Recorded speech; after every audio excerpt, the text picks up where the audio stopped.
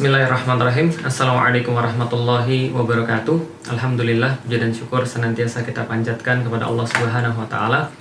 Begitupun juga salat dan salam semoga tercurah dan terlimpahkan senantiasa kepada baginda Nabi besar Muhammad sallallahu alaihi wasallam. Alhamdulillah teman-teman sekalian selalu dirahmati Allah. Pada hari ini kita coba untuk satu program yang menambah diri kita setiap harinya dengan tambahan-tambahan yang baik, insya Allah mengembangkan diri kita, membuat kita jadi lebih positif, good vibes, positive vibes. Teman-teman sekalian selalu dirahmati Allah. Coba bayangkan kalau seandainya teman-teman itu jadi seorang chef, jadi seorang tukang masak, dan teman-teman punya dapur.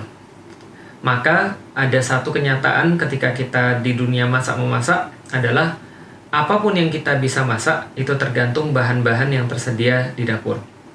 Sehebat apapun seorang chef, sehebat apapun seorang tukang masak, tapi kalau seandainya dia tidak punya bahan, maka dia tidak akan bisa menghasilkan apapun yang dia inginkan.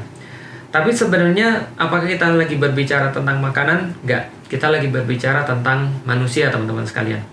Manusia tuh cara pikirnya hampir-hampir sama. Bedanya adalah bahwa hampir kita bisa katakan bahwa sebagian besar manusia itu tergantung daripada bahan-bahan yang dia punya. Balik lagi misalnya, kalau kita bicara soalan tukang masak, soalan chef, kalau dia punya di dapurnya ada nasi, lalu ada mentega, lalu ada cabai, lalu ada bawang putih, apa yang bisa dia masak kira-kira? Nasi goreng. Tapi yang jelas dia nggak akan bisa masak mie ayam. Kenapa? Karena bahan-bahannya nggak ada. Maka apa yang bisa dimasak di dapur itu tergantung bahan-bahan yang dia punya. Otak kita itu juga sama, kepala kita itu juga sama. Kepala kita itu ibarat dapur dan hanya bisa untuk mengeluarkan sesuatu kalau seandainya dia punya bahannya. Kalau dia nggak punya bahannya, dia nggak akan bisa mengeluarkan sesuatu itu. Ini juga terkait apakah itu adalah sesuatu yang baik atau itu adalah sesuatu yang buruk. Misal, ada satu kisah yang sangat terkenal ketika Hasan bin Ali ini pernah dicaci maki oleh seseorang. Jadi ketika dia pergi keluar rumah bersama dengan anaknya, Hasan bin Ali ini cucunya Rasulullah Shallallahu Alaihi Wasallam ini mendapati ada orang yang caci maki dia dengan segala macam cacian, dengan kata-kata kotor, dengan kata-kata kasar, dengan kata-kata yang tidak pantas, dan ini ditujukan pada Rasulullah Shallallahu Alaihi Wasallam. Ditujukan pada Hasan bin Ali cucu Rasulullah Shallallahu Alaihi Wasallam. Dan ini terjadi ketika masa-masa fitnah, di mana pada saat itu banyak sekali hal-hal yang salah paham sehingga menyebabkan orang ini mencaci Hasan bin Ali di depan umum bersama dengan anaknya. Lama cacian itu kemudian terjadi, didengarin oleh Al Hasan bin Ali, lalu kemudian terus-menerus terjadi sampai kemudian orang ini sudah puas untuk mencaci Hasan bin Ali, kemudian dia pergi. Setelah dia pergi itulah baru anaknya datang. Setelah anaknya datang, dia lalu bertanya pada bapaknya, "Wahai bapakku, ini kira-kira kenapa? Dengan segala hormat saya pengen tanya, kenapa kamu nggak balas orang ini?" Yang menarik adalah jawabannya Al Hasan bin Ali. Beliau menjawab, "Saya nggak tahu gimana cara balasnya, karena saya nggak bisa menemukan kata-kata yang bisa balas kata-kata dia." Artinya kita bisa ambil satu pelajaran di sini. Kalau seandainya Hasan bin Ali itu mungkin punya perbendaharaan kata-kata kasar, mungkin dia akan keluarkan. Tapi kenapa dia tidak mengeluarkan kata-kata kasar? Karena dia tidak punya perbendaharaannya. Jadi seolah-olah ingin disampaikan kita itu cuma bisa mengeluarkan sesuatu yang ada di dalam diri kita. Kalau bahasa zaman sekarangnya ya teko hanya mengeluarkan apa yang ada di dalam isinya. Kalau isinya air putih, dia akan keluarkan air putih. Kalau isinya adalah kopi, dia akan keluarkan kopi. Maka apapun yang kita keluarkan, apapun yang kita hasilkan, apapun yang kita produksi dalam diri kita, sejatinya sebenarnya adalah hasil daripada apapun yang sudah kita masukkan ke dalam diri kita. Bahasa zaman sekarangnya adalah informasi. Bahasa zaman sekarangnya adalah referensi. Maka ini penting banget kalau teman-teman sekalian mau untuk mengubah diri, mau untuk meningkatkan diri, mau untuk kalau anak zaman sekarang juga menyebutnya hijrah. Bagaimana cara kita untuk hijrah, berubah menjadi sesuatu yang lebih baik? Dan ini tidak terkait dengan cuma masalah hijrah dalam bidang agama, tapi dalam segala hal.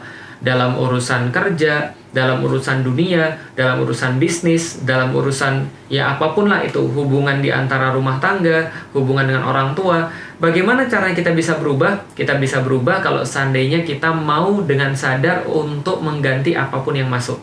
Dan di sini letak tantangannya. Teman-teman sekalian, balik lagi, kita tergantung dengan apa yang kita masukkan dalam diri kita.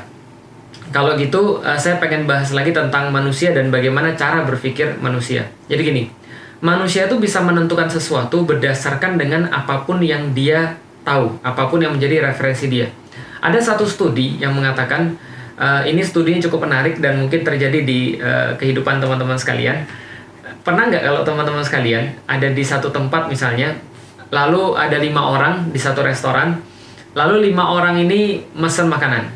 Orang ini semua 5-5-nya lihat menu, tapi ketika ditanya sama waitressnya misalnya, mau mesen apa mas? Atau mau mesen apa mbak? Maka orang pertama yang sudah sering di situ biasanya akan langsung pesan, saya akan ini. Contoh misalnya, saya tolong paha ayam, ayamnya tolong pahanya sebelah kanan, misalnya contoh.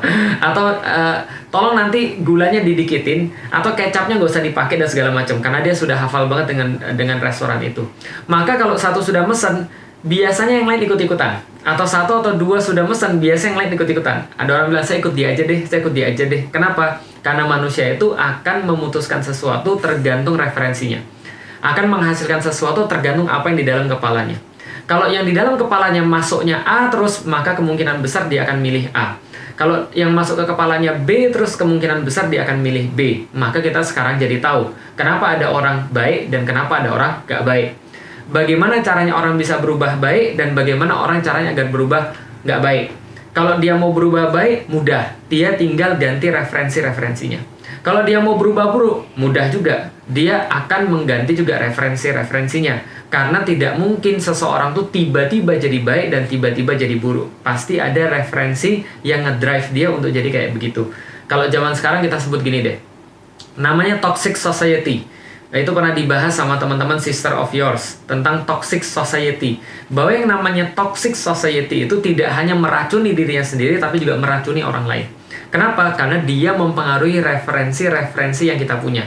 Contoh lagi, misalnya. Contoh lagi. Ada sebuah penelitian di dalam dunia marketing, kalau saya nggak salah, itu seseorang baru akan memutuskan untuk menjadikan satu produk menjadi pertimbangan yang pengen dia beli setelah dia mendengar minimal 19 kali tentang produk itu. Contoh di dalam contoh.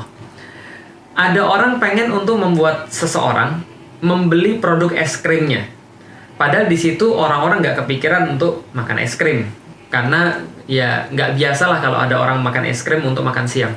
Tapi dia pengen untuk membuat agar produk ini, es krimnya ini dijadikan sebagai sebuah pilihan untuk makan siang.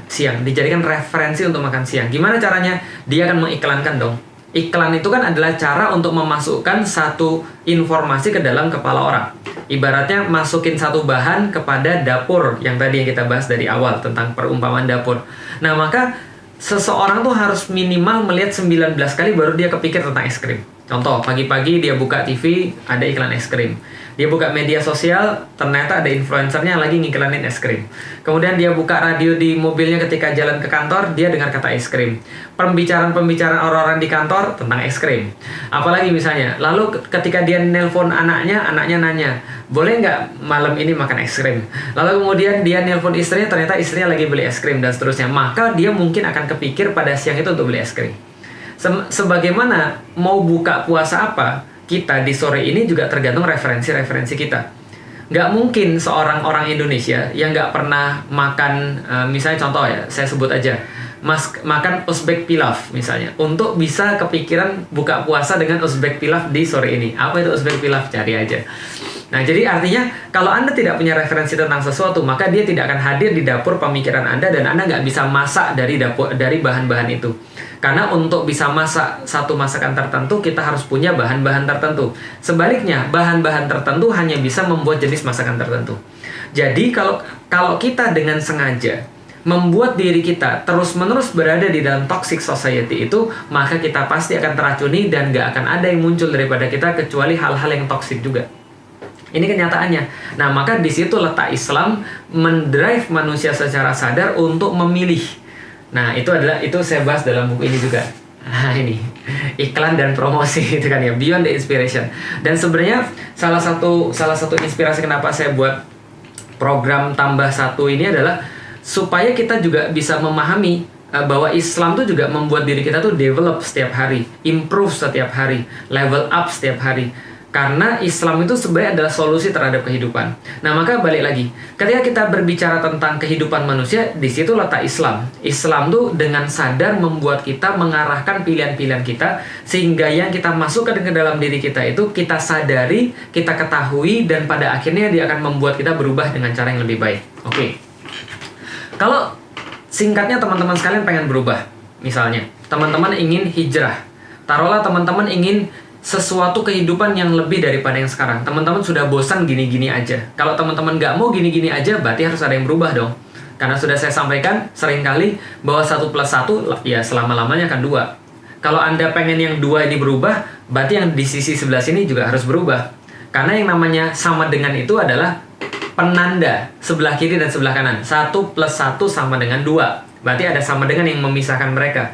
Berarti kalau Anda mau di sebelah kanan sama dengan yang berubah, berarti harus merubah sebelah kiri di sama dengan juga. Anda pengen 3, tapi Anda tetap di sini 1 + 1, ya nggak akan bisa. Selama-lamanya nggak akan pernah bisa. Hidup ini semudah ekuasi, semudah formula hitung-hitungan. Kalau misalnya Anda pengen di sini 5, berarti di sini harus ditambah 1 + 1 tambah 3 misalnya. Atau 6 - 1 misalnya, atau terserah. Atau misalnya 3 × 2 dalam tanda kurung -1, itu juga boleh, terserah. Yang penting harus ada yang berubah di sininya. Nah, Islam tuh mengarahkan kayak begitu. Kita harus secara sadar mengubah. Kalau kita pengen jadi lebih baik, berarti harus ada yang berubah dari diri kita. Hidup kita yang sekarang akan menghasilkan seperti apa hidup kita yang sekarang itu dihasilkan oleh ekuasi-ekuasi di masa-masa lalu. Jadi, hidup kita yang sekarang sama dengan pilihan-pilihan yang sudah kita buat di masa yang lalu. Referensi-referensi yang kita sudah masukkan di masa yang lalu. Informasi-informasi yang sudah masuk ke dalam kepala kita dari masa yang lalu. Kan gitu.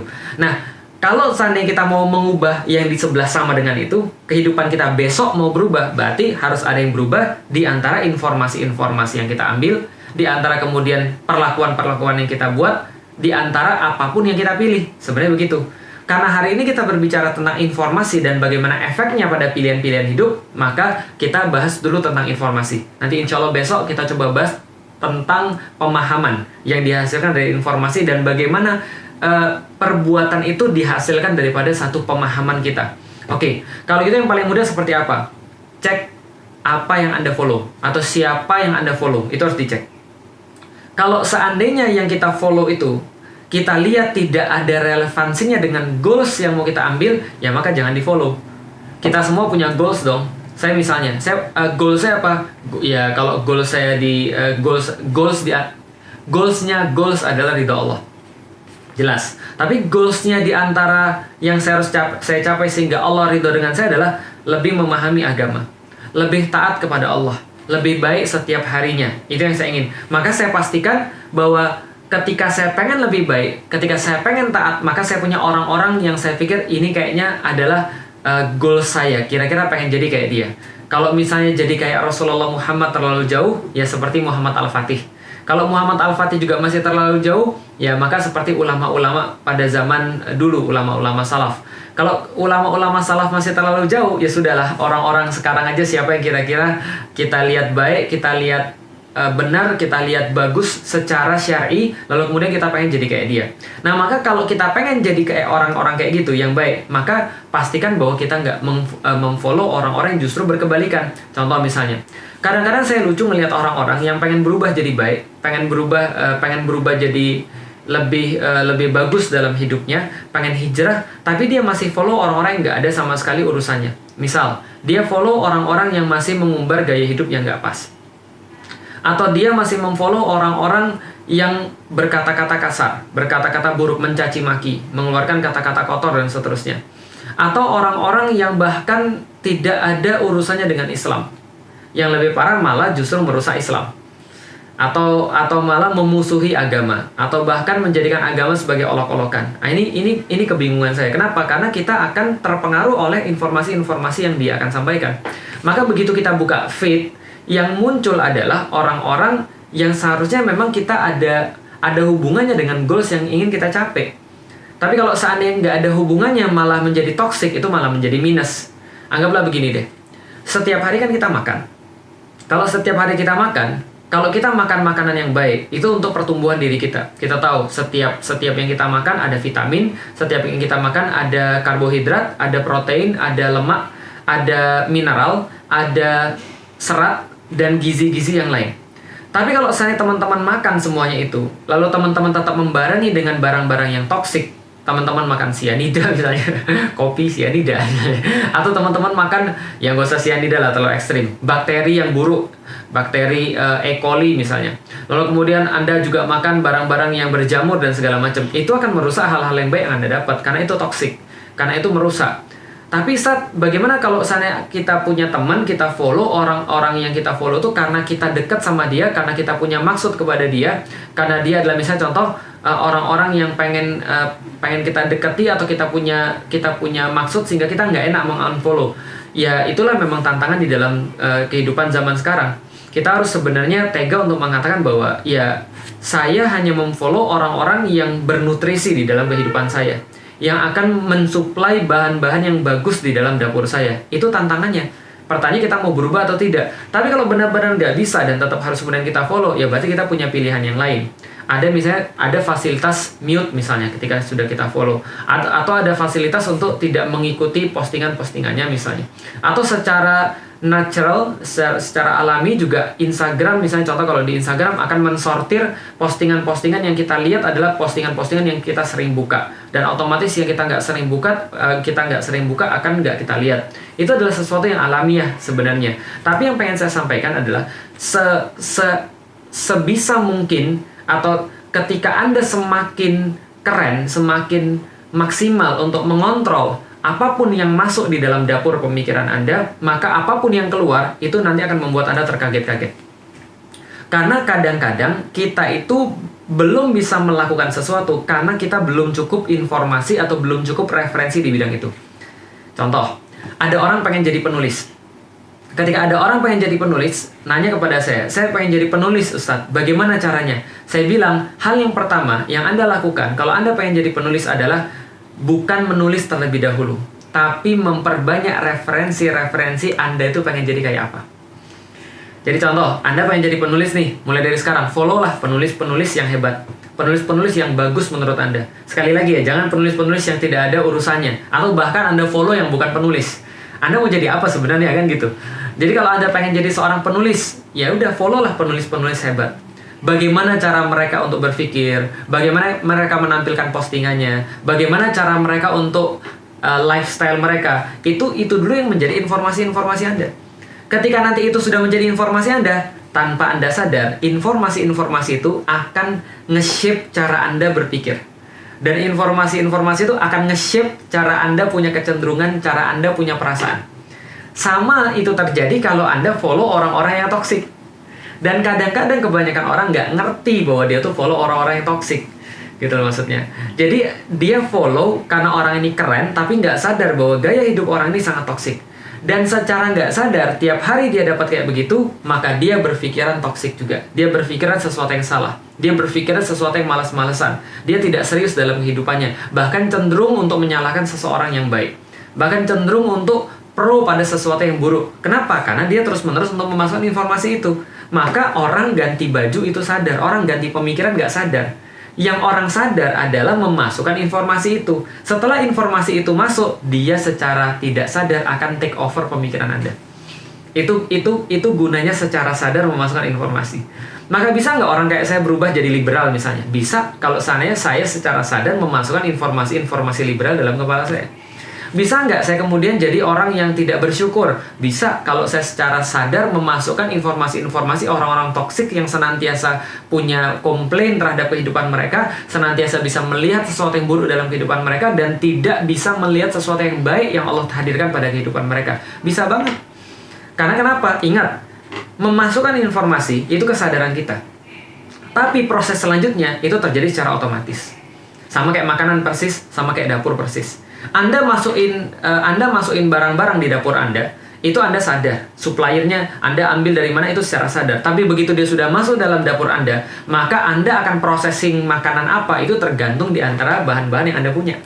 Persis kayak makanan, Anda secara sadar masukin bahan-bahan makanan di dalam tubuh Anda. Tapi setelah itu prosesnya otomatis. Jadi kadang-kadang ada yang lucu, ada orang bilang, aduh aku jadi gemuk nih, aku jadi tambah nih, aku berlemak nih, aku kayaknya body fat aku tambah nih, dan kayaknya badan aku sudah nggak fit nih. Lalu kemudian kita bilang, yang kamu masukin dalam tubuhmu apa? Emang kemudian ada orang dihipnotis untuk makan makanan junk food misalnya. Atau dia dihipnotis untuk makan makanan banyak, tapi aku nggak bisa mengendalikan makananku. Kata-kata nggak bisa mengendalikan itu adalah mitos. Kita akan nanti bahas bagaimana logika kita, bagaimana kemudian perasaan kita itu mempengaruhi apa yang kita pilih. Tapi sebenarnya teman-teman sekalian, setiap orang punya pilihan. Setiap orang itu secara sadar dia bisa memilih. Setiap orang tuh Allah kasih kemampuan untuk itu. Mengenai mudah atau susahnya pilihan itu, nanti akan kita bahas dalam kemudian beberapa sharing-sharing berikutnya. Tapi after all teman-teman sekalian, yang pengen saya kasih tahu adalah teman-teman dengan mudah bisa mengganti hidup kita, atau mengganti hidup teman-teman sekalian, atau membuat hidup kita jadi lebih baik, atau menambah setidaknya hidup kita jadi lebih bagus cuma dengan mengganti informasi-informasi yang kita dapat. Baik itu adalah apa yang kita follow, baik itu adalah apa yang kita baca, baik itu adalah apa yang kita tonton, baik itu adalah apapun yang masuk ke dalam diri kita. Karena sekarang zamannya media sosial, berarti hampir sekitar 70-80% informasi itu adalah masuk dari handphone kita, dari komputer kita, dari aktivitas online kita. Maka mulai dari sekarang pastikan yang Anda follow adalah yang benar-benar penting dalam hidup Anda. Waduh Ustaz, ini kayaknya sulit banget, ini nggak bisa Ustaz. Ya sudah, ini masa depan Anda, bukan masa depan saya. Artinya, ini tetap adalah pilihan Anda. Dan ingat, setiap pilihan itu pasti punya konsekuensinya. Setiap pilihan pasti ada bayarannya. Orang pengen badannya six pack, dia harus susah sekarang. Orang yang pengen enak sekarang, ya badannya nggak akan six pack. Karena pasti ada bayaran untuk segala sesuatu. Kalau ada orang pengen pintar, dia harus belajar. Kalau ada orang nggak mau menahan susahnya belajar, kata Imam Syafi'i, dia harus menahan perihnya jadi orang bodoh. Maka Anda mau susah belajar, lalu kemudian, Anda mau susah belajar, kata Imam Syafi'i, atau Anda mau susah bodoh. Sama aja, ujungnya susah juga. Mau susahnya sekarang atau susahnya nanti. Kalau susahnya sekarang, belajar. Kalau susahnya nanti, bodoh. Sama kayak ada orang kemudian, ya dalam Islam pengen enak di dunia atau pengen enak di akhirat. Dua-duanya Ustaz, bisa, tapi lebih susah. Pengen enak di dunia, pengen enak di akhirat, lebih susah. Pengen enak di dunia, susah di akhirat, mudah. Pengen enak di akhirat, susah di dunia, lebih mudah daripada lebih mudah daripada enak di dunia dan enak di akhirat. Setiap kita pengen di belakangnya sama dengan itu lebih besar, maka effortnya juga harus lebih besar. Nah, balik lagi pada pembicaraan kita. Jadi coba kita cek following kita siapa. Kalau seandainya following kita itu masih orang-orang yang nggak ada hubungannya dengan kebaikan, atau tidak ada hubungannya dengan seperti apa karakter, seperti apa individu yang kita inginkan ketika kita ke depan, maka silahkan di-unfollow. Bukan apa-apa teman-teman sekalian, tapi ini orangnya asik. Asik belum tentu sesuatu yang teman-teman perlukan. Tapi ini orangnya keren. Keren belum tentu sesuatu yang teman-teman perlukan. Sama seperti makanan. Makanan yang enak itu nggak mesti sehat. Tapi Ustadz, yang sehat juga nggak mesti enak. Karena itulah mindsetnya yang harus diubah. Bagaimana caranya makan makanan yang sehat, ngambil informasi-informasi yang sehat, yang bukan yang toksik, tapi kita tetap merasa enak. Itu berarti mindsetnya harus diubah. Sadly, sedihnya adalah pengubahan mindset ini juga tergantung yang namanya informasi. Jadi bersusah-susahlah dulu supaya nanti kita bisa lebih bagus. Saya bahas dalam buku Habits, karena ini juga ada hubungannya dengan Habits. Saya bahas dalam buku Habits. Habits itu kayak pembantu. Mindset kita tuh kayak pembantu. Karena mindset itu kan habits. Mindset itu adalah sesuatu cara berpikir terus-menerus sampai dia jadi pakem. Itu adalah mindset. Nah, mindset itu kayak pembantu. Karena habits itu juga kayak pembantu. Maka mindset adalah kayak pembantu. Maksudnya kayak pembantu itu apa? Kita susah-susah ngajarin pembantu dulu. Setelah kita ngajarin pembantu susah-susah, nanti dia akan bersusah-susah untuk kita. Dan kita bisa lebih santai untuk ngurusin yang lain. kita bisa lebih happy untuk ngurusin yang lain. Tapi pertama-tamanya kita harus susah-susah dulu untuk ngajarin pembantu. Ini loh cara untuk nyuci yang benar ya.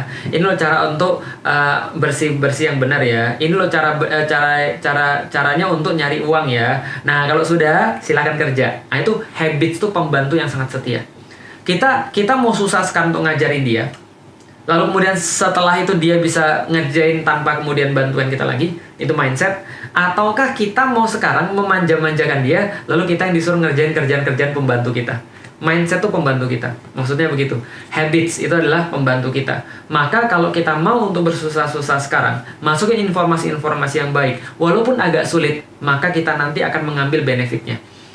Yang contoh yang terjadi pada saya. Dulu sebelum saya masuk Islam, saya nggak kepikiran tuh untuk bisa baca Quran satu hari, misalnya contoh taruhlah 1 juz. Tapi saya sekarang kepikir dan saya melakukan insya Allah. Untuk di bulan Ramadan terutama. Jadi alhamdulillah 10 hari sudah selesai juz 30, alhamdulillah. Mulainya 27 gitu kan. Oke, tapi kita gini, setiap hari kita membaca Al-Quran. Insya Allah kita lakukan. Tapi kalau ada orang yang belum sampai pada titik itu dan pikirannya malas banget, jangan berhenti dulu. Follow dulu orang-orang yang mencintai Al-Quran. Follow dulu orang-orang yang tiap waktunya membaca Al-Quran. Walaupun awalnya itu kayak, aduh mual banget, aduh kayaknya muak banget, aduh kayaknya ini hidup nih kayaknya nggak berwarna banget, ini kayaknya hidup saya sudah mulai kayak ustadz atau apa. Tahan dulu, itu namanya proses detoksifikasi. Karena ingat, Anda berada dalam toxic society yang kemudian menganggap semua itu kayaknya nggak asik. Sama kayak ada orang, ya sama aja kayak gini deh. Ada orang lulusan pesantren yang sudah terbiasa menghafal Quran, yang jelas mereka nggak akan pernah dengar musik di situ.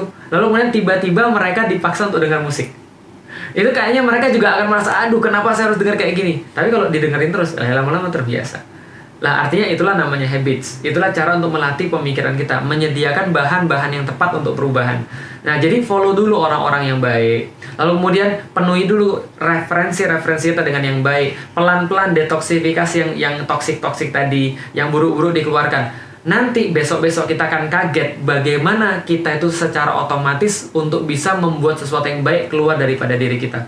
Bahkan mungkin kita akan lebih mudah untuk berbuat baik, kita akan lebih mudah untuk berkata-kata yang baik, dan ketika kita dihina orang, kita mulai bisa untuk menahan emosi kita bisa mulai untuk bisa mengendalikan diri kita, mulai bisa melihat kebaikan-kebaikan dalam segala hal, mulai bisa untuk menutup keburukan-keburukan yang terjadi pada kita, mengambil hikmah daripadanya, dan seterusnya. Yang jelas lebih positif, lebih good vibes, dengan cara mengendalikan informasi-informasi yang masuk ke dalam kita, karena pada gilirannya informasi-informasi itu akan otomatis mengubah cara pikir kita. Berlaku dalam kebaikan, berlaku dalam keburukan. Jadi jangan ngeluh ketika Anda tiba-tiba bad mood, tiba-tiba Anda negative vibes, ketika Anda terus-menerus untuk memasuk diri Anda dengan informasi-informasi dan referensi-referensi yang negatif. Dan jangan heran kenapa orang tiba-tiba menganggap Anda tiba-tiba kasar, karena Anda sering follow orang-orang yang kasar, ngomong kasar, dan seterusnya. Dan sebaliknya, kalau Anda melakukan itu pada hal-hal yang baik, pada kebaikan, insya